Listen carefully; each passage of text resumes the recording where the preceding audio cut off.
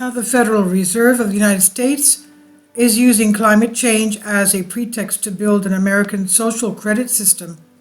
The Federal Reserve is making moves to implement a Chinese-style social credit system in America under the guise of saving the planet from man-made climate change. Federal Reserve's pilot exercise will begin next year. The exercise will act as a Trojan horse to roll out the Chinese Communist Party-like social credit score system. The dossier reports. Here's some more detail about how we can expect this pilot exercise, quote-unquote, to move forward in the coming months. In all likelihood, the Fed will follow in the footsteps of the Euro system. In January 2022, the European Central Bank, ECB, which manages the euro currency, launched its own climate stress test. This quickly resulted in a July 2022 climate action plan to include climate change considerations in the Eurosystem monetary policy framework. The press release said ECB takes further steps to incorporate climate change into its monetary policy operations. 4th of July 2022. Over the past span of just 7 months, the ECB transformed their monetary policy to support the green transition of the economy in line with EU's climate neutrality objectives. In order to decarbonize the European economy, the ECB will proceed to limit the shares of assets issued by entities with a high carbon footprint. The ECB will also limit the borrowing power of institutions that are not considered carbon compliant. The Europeans now suddenly have a green social credit score system. Will the Fed follow suit? To get a sense of the Fed's commitment to the climate hoax, we can review prominent Federal Reserve official speech last month at the Brookings Institute, Washington, D.C. Many consider the left-wing policy shop as the most influential think tank in the United States. Quote, as our nation and the world grapples with how to respond to climate change, banks are increasingly focused on the risks that climate change brings to their balance sheets, said Fed Chairman Michael Barr, an institutionally progressive Biden administration appointee. And he adds, the Federal Reserve is working to understand how climate change may pose risks to individual banks and to the financial system. The Federal Reserve's mandate in this area is important, but narrow focused on our supervisory responsibilities and our role in promoting a safe and stable financial system.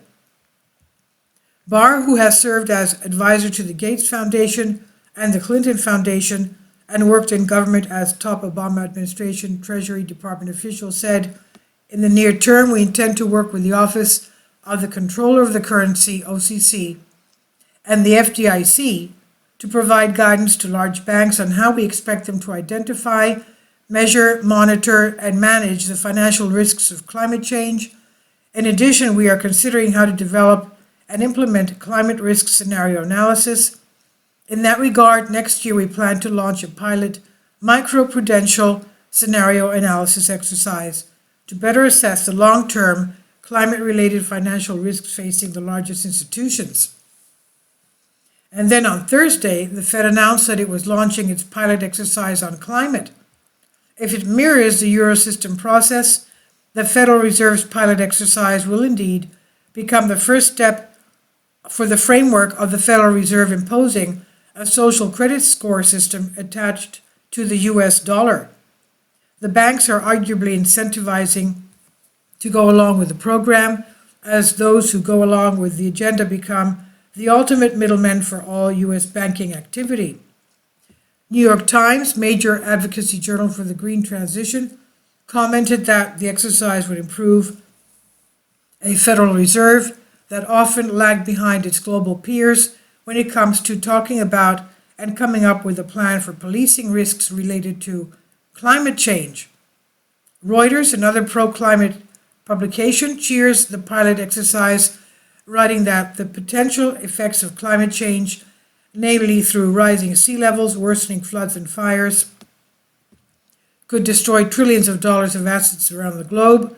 The banks involved in the exercise, Bank of America, Citigroup, Goldman Sachs, JP Morgan Chase, Morgan Stanley, and Wells Fargo hold a combined majority of all U.S. bank assets, meaning a Fed decision would likely have the top-down effect of crushing small and community banks that do not have the resources to comply with its monetary edicts.